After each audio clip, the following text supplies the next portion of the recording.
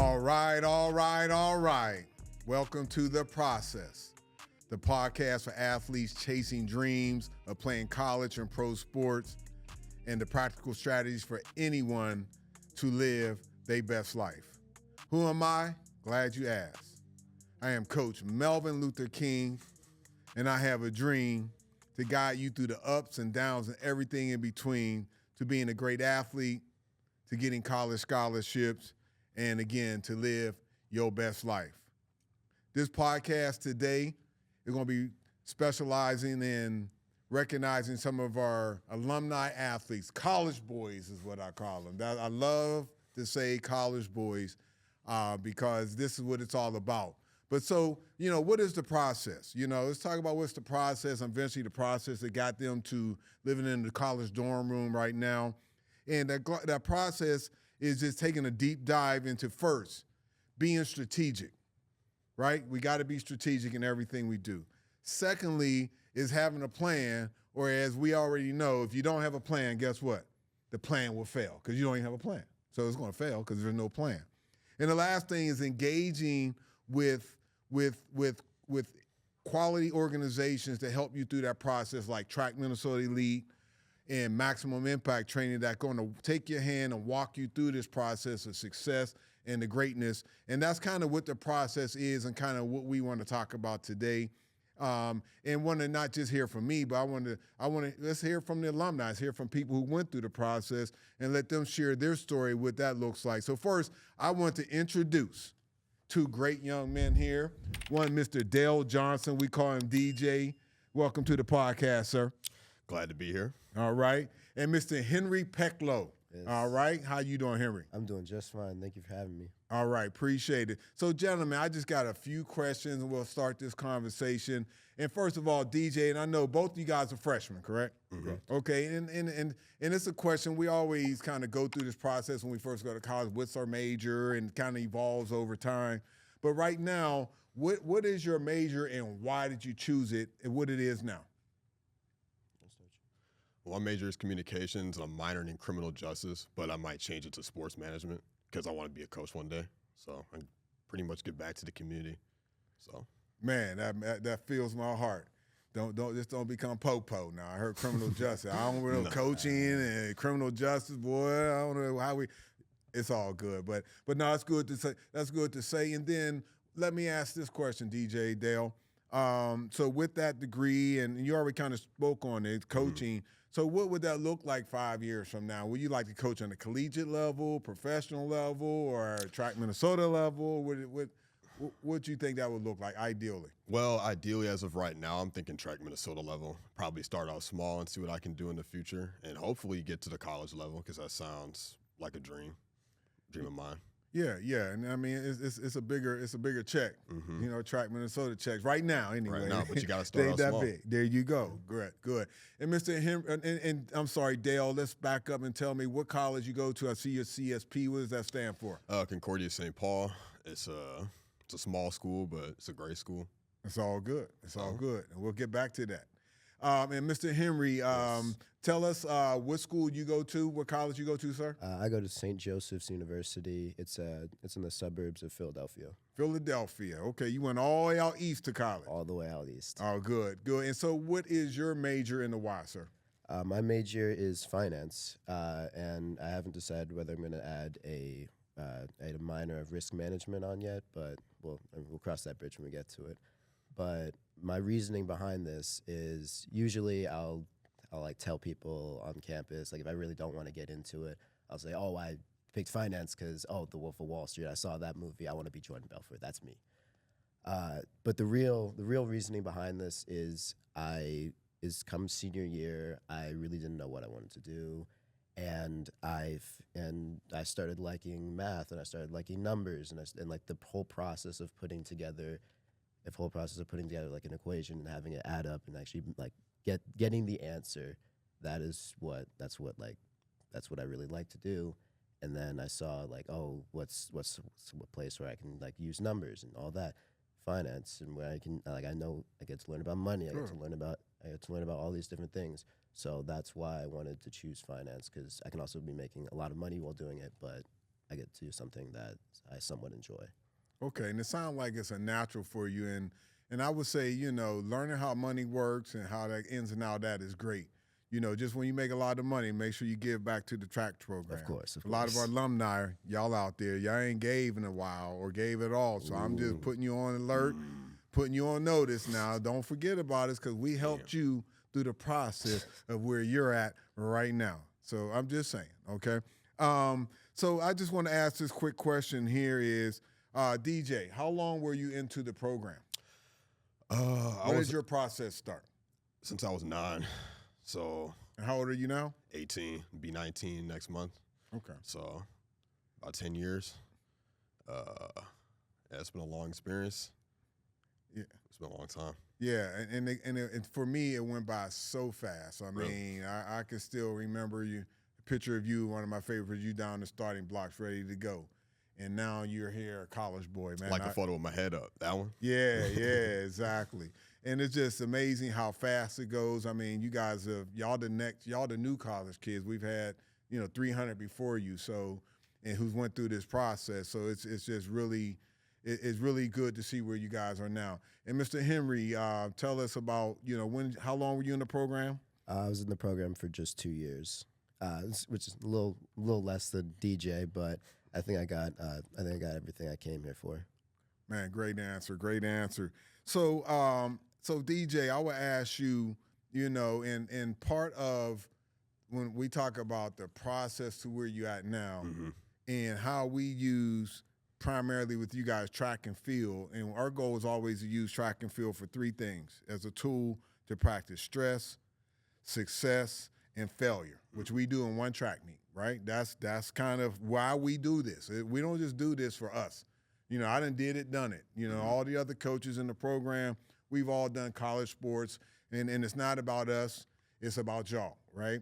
And so when we talk about, with these 3 tools and how they impact your life now, so for example, DJ, let's talk about where you at now in the process of getting there and dealing with that stress. Let's go back to when we was in Las Vegas. Yeah. And it was 118 degrees heat. Yeah. So now I would say, and I always say, you run that 400. So I always say, if you can run that 400, what can't you do in life? If you can run 118 degrees, what can't you do in life? So tell me about how that helped you get through those tough times we talked about before when you had a couple injuries. I mean, this young man's got so much up potential. He's supposed to be D1 all day, but we got to settle what we're doing right now. But how was going through that process of stress and I'm just gonna call it that failure. It ain't really failure, but how is that helping you now to be where you at? I mean, how did you manage that year and a half being hurt and not really being D1 where you wanted to? But how to going through that process? How's it helping you now? It's a great question. It helped me pretty much see myself as who I am now. As you know, I went through a lot of injuries. I broke my foot, and I had to go through a lot of physical therapy. As you said, stress. I mean, that was part of probably the biggest stress was not, even the results shown on the track not being where I wanted to be, especially that whole entire senior year, my high school season, coming back off because I got hurt my junior year. So I missed that season. Then my senior year, none of it really translated because I missed that whole indoor season. So it was a very stressful time and trying to get back. And even like midway through my senior year, I was still trying to get back. I was still stuck. My 400, my 200, it was all stuck. And wasn't really running the times I wanted to run and then I think I strained my calf before True Team. And then I just decided to be just done with the whole high school thing because it just wasn't getting me to where I needed to be. I remember you texting me just telling me we'll get you right in the summer. So Track Minnesota helped me get through a lot of things. And I remember just getting through 2 weeks of training, and you guys got me through. I got in really good shape in just 2 weeks, ran 49 and broke that. Right. So the whole experience has been stressful, but it's also been great as to put me into where I am now. Now I'm running the times I need to run at a smaller school, but now I feel like this is my time. So. Right. And that's what it's all about is real life lessons. That's how we get to the habits and behaviors that we got to get to. That's going to help you out when you're 30, 40, 50. It's what's inside you. It's your habits and behavior. So tell me real quick and about the process and I know we had, the process of how you came back from your injuries to get to where you're at now. I mean, because and I'm just talking about how Track Minnesota and all the coaches kind of help you connect the dots between sending you to specialists like Mark, Coach Tara, a lot of patience, a lot of Melvin Luther King speeches. Yep.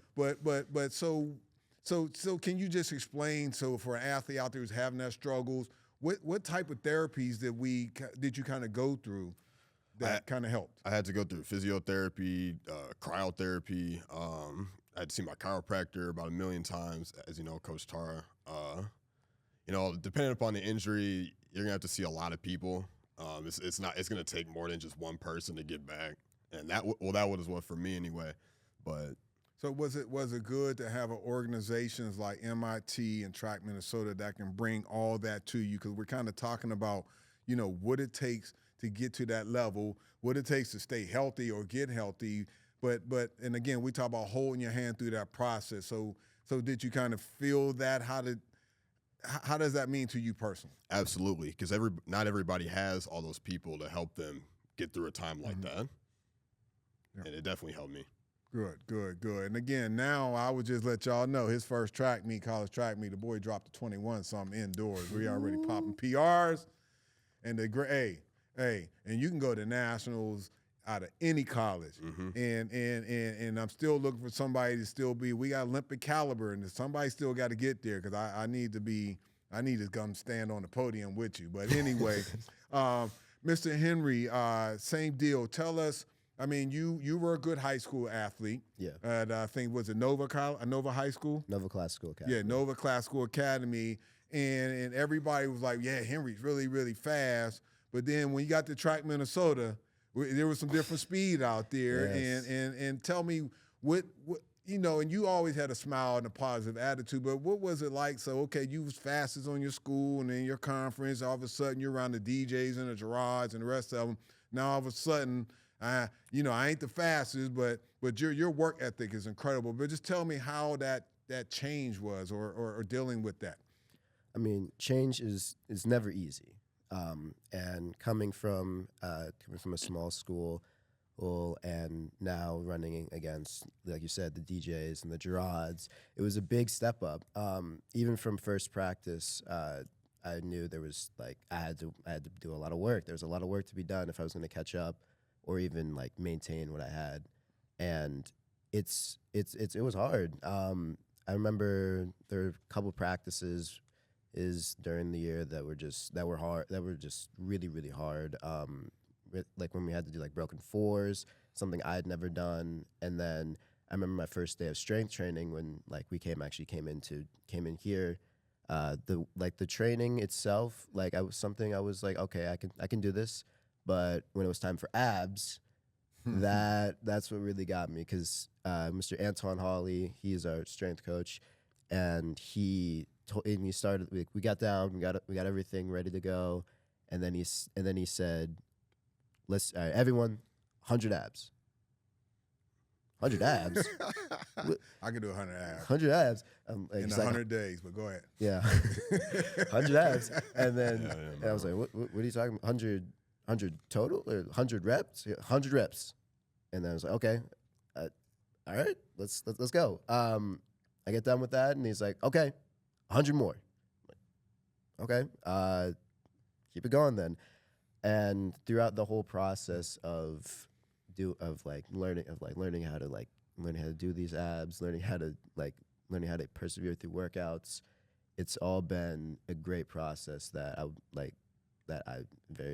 very grateful to have, and the process in itself was great. So let me ask this and continue with that is, so how has that prepared you for your college workouts? Are they harder, easier, something you can manage, or because we put that work in? So yes. How, and again, that's part of that process to prepare you for college. It ain't about just getting to college, but we expect y'all to excel. Yeah. Not just go to college. I want to see y'all excel, but how does going through all that, those 2,000 abs and all that, and them 400s and all, how does that prepare you for the workouts you're doing in college now as a freshman? It matches pretty well up with what we're doing right now. I mean, so it's not overwhelming. It's definitely not overwhelming. I think going to Track Minnesota and like experiencing like the hard workouts that we do is super beneficial.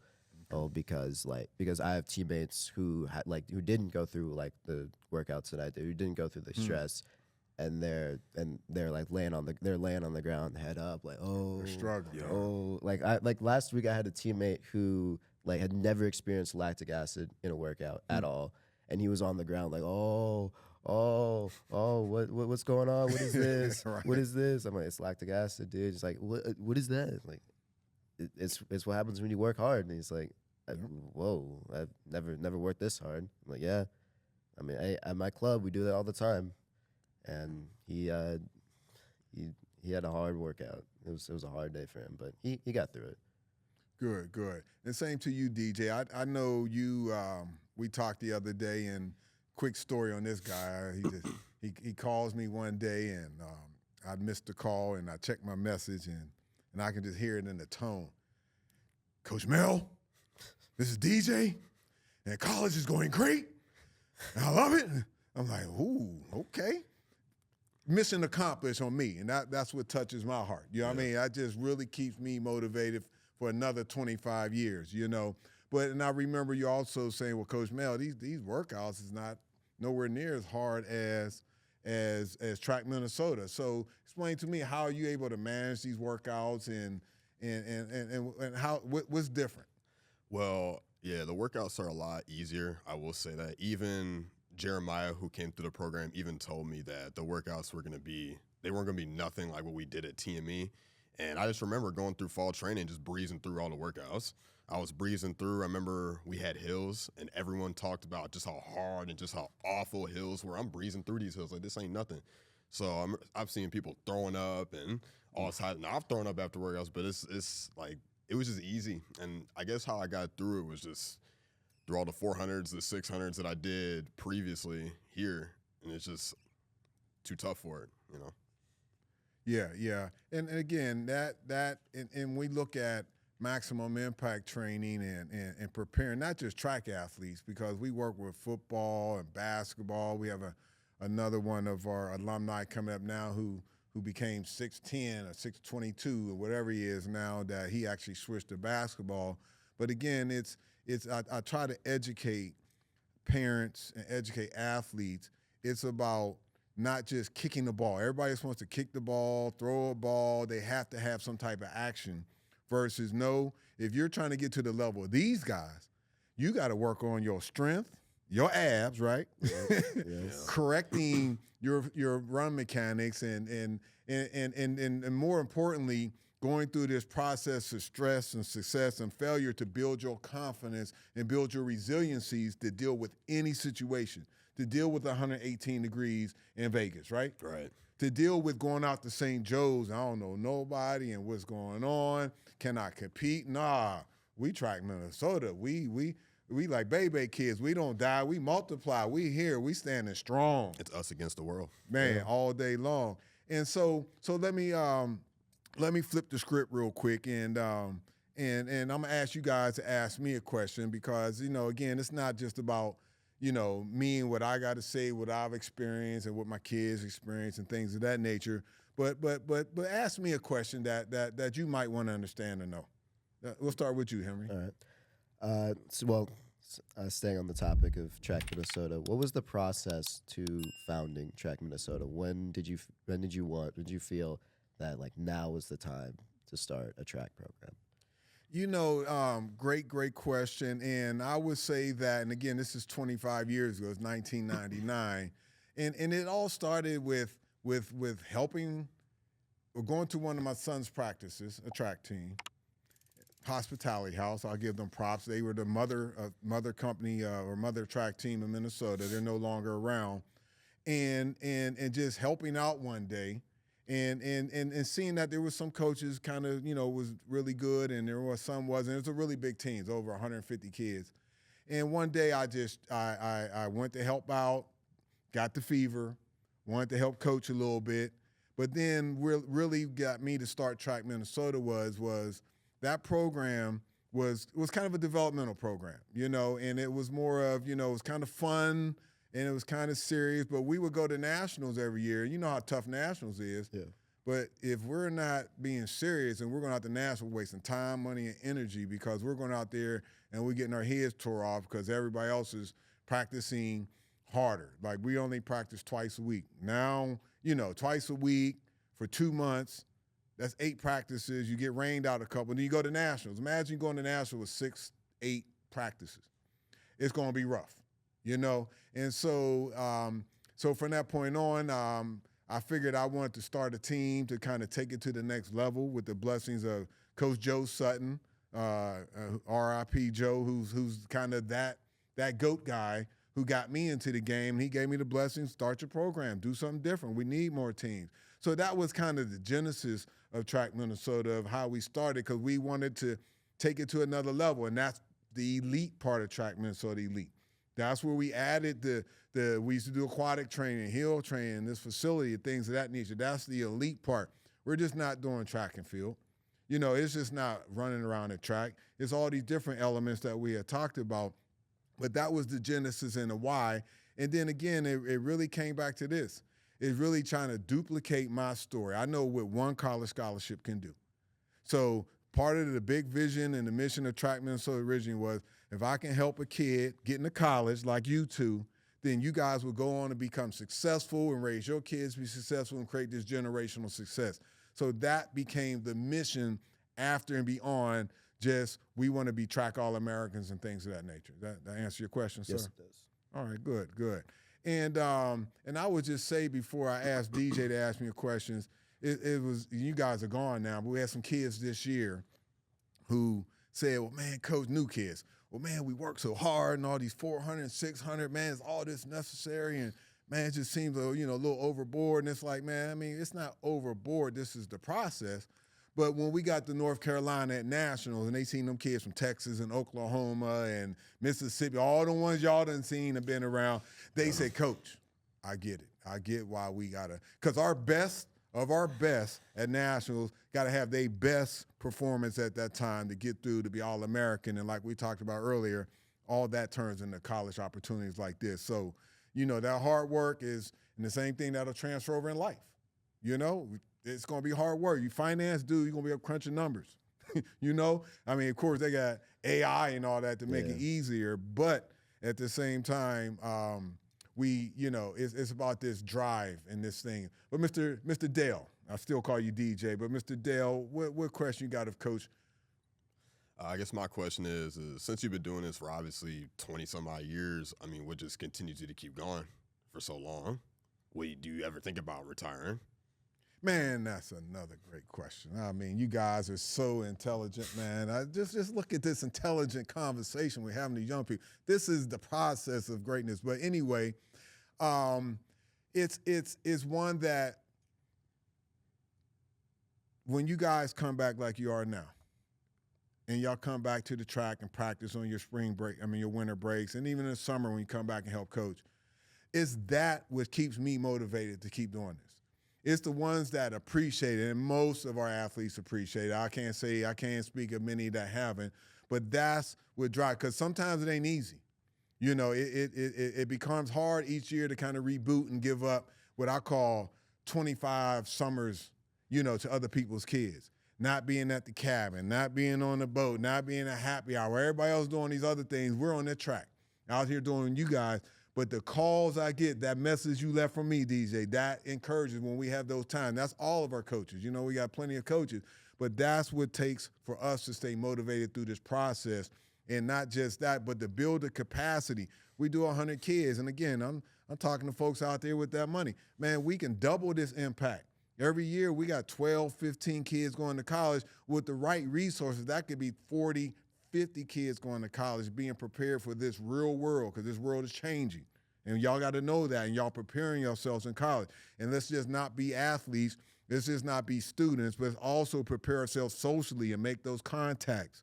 And don't always be all your buddies as athletes.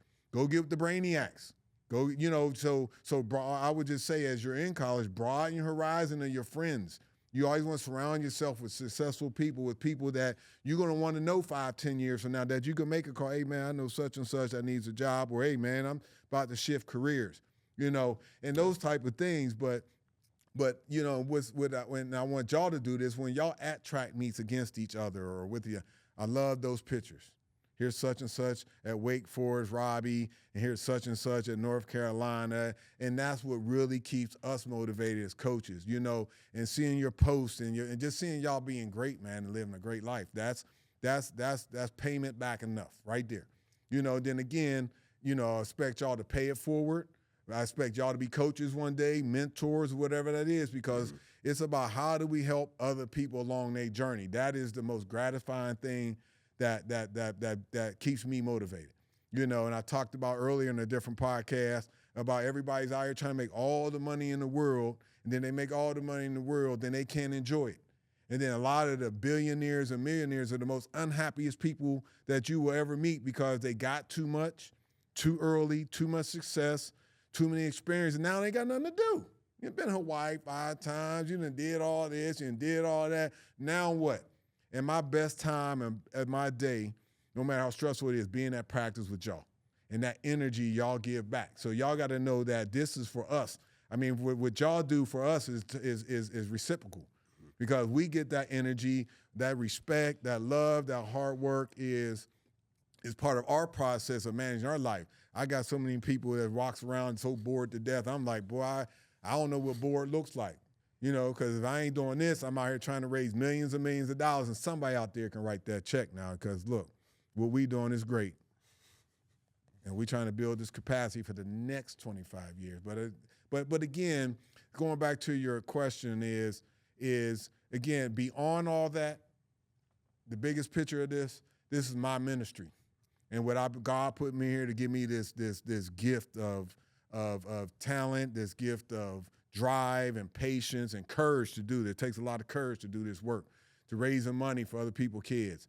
And that's why sometimes I call myself, the head sucker in charge, because I done gave up 25 summers to other people's kids, but it's a good thing. It's not a bad thing, So I just want to transition and ask a quick question to both of y'all is when in 2020 and 2035, where you want to be? 2035. Think about it. I'll give you a second to think about it. 1, okay?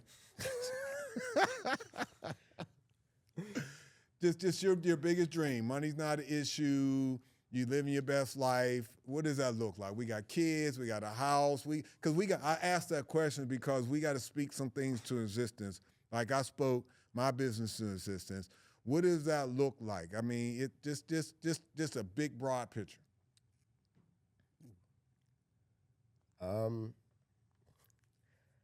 Well, obviously, hopefully a family.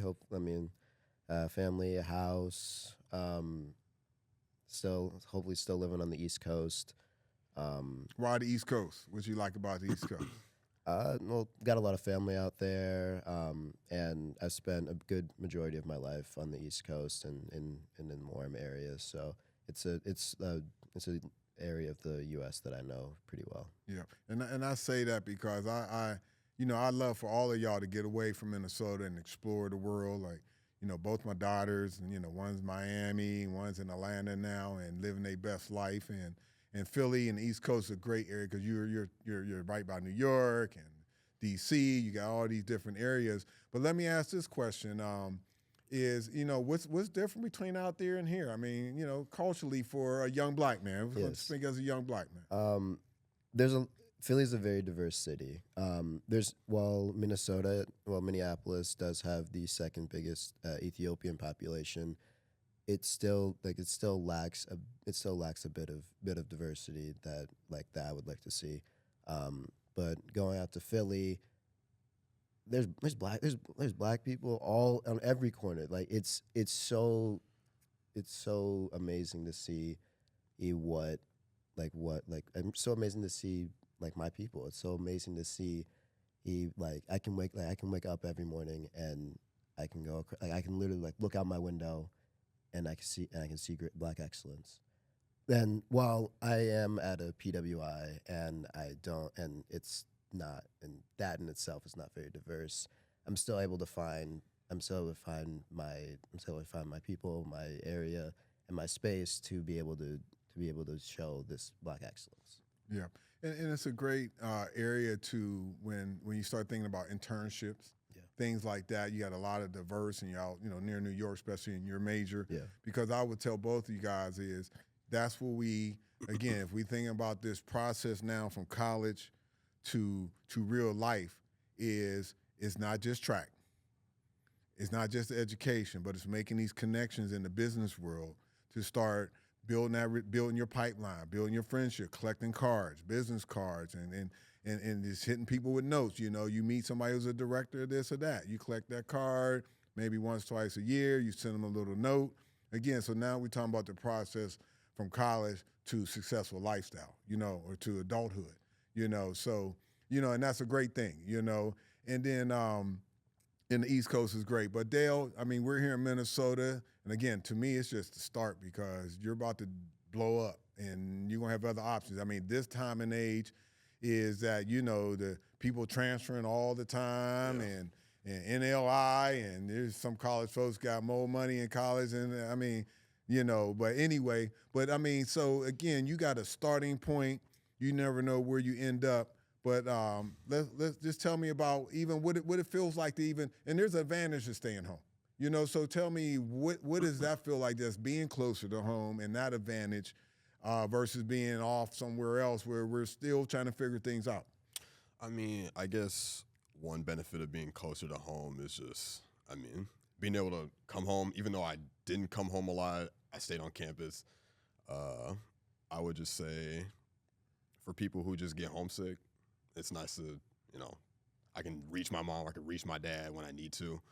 But even though Concordia is a small, going back to the diversity thing, even though I do live in Minnesota, I do go to college in Minnesota, and Concordia is a small school, there are a lot of Black kids at the school. But it also does feel nice to have a brother that goes to a HBCU, so I can just head up there with him. So that's also nice. And where does your brother go? North Carolina A&T. Okay. And that's your brother Luke. Mm-hmm. Another Track Minnesota alumni. Another one of those 51 kids that we currently have in college. And one thing that we can do differently than other organizations, and speaking positively, is we can not only talk about the 51 kids in college, we can show you.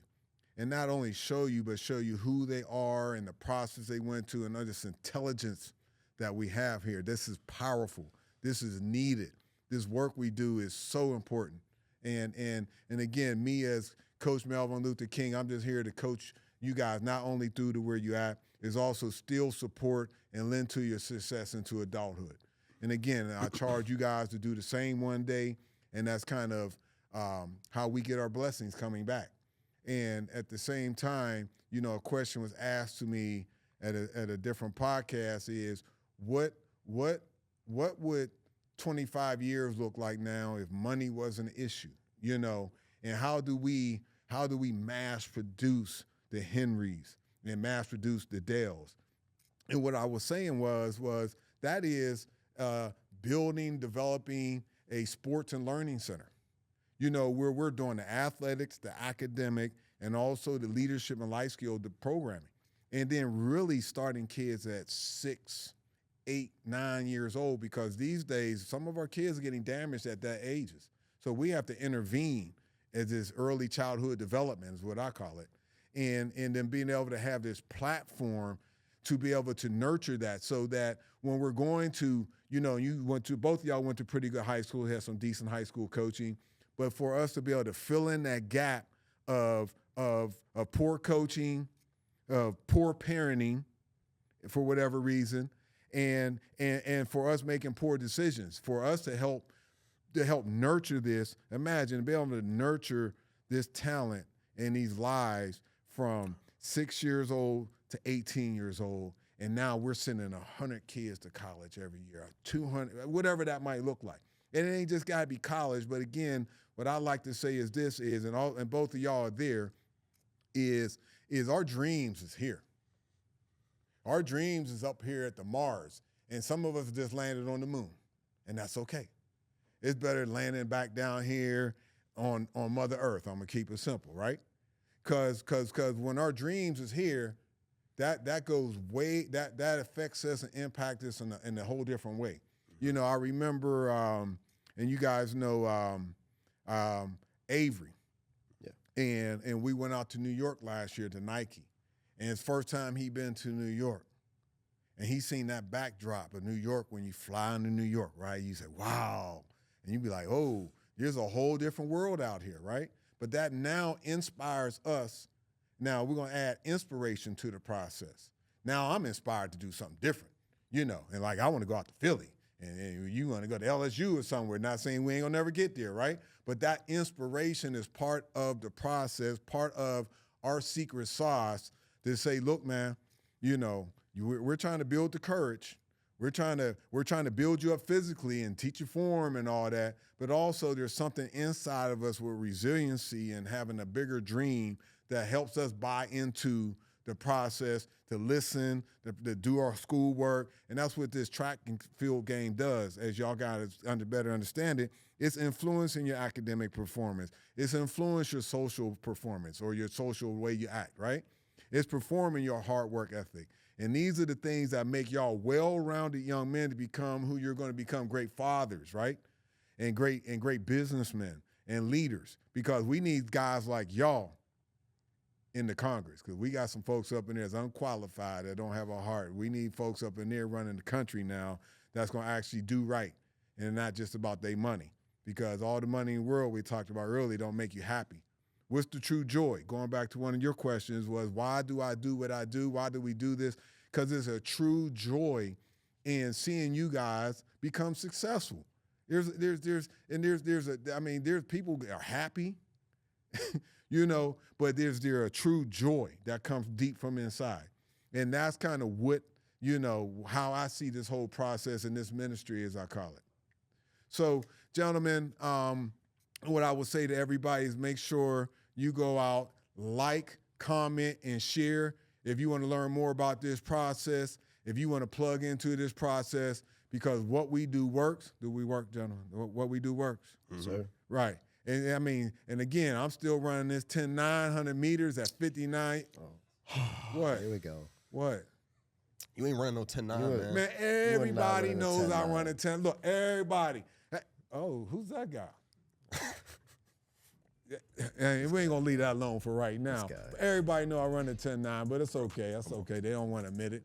It's all good. But again, we want to appreciate everybody tuning in to the process. And again, share, comment, and like, and join our process to success. And we out. Peace.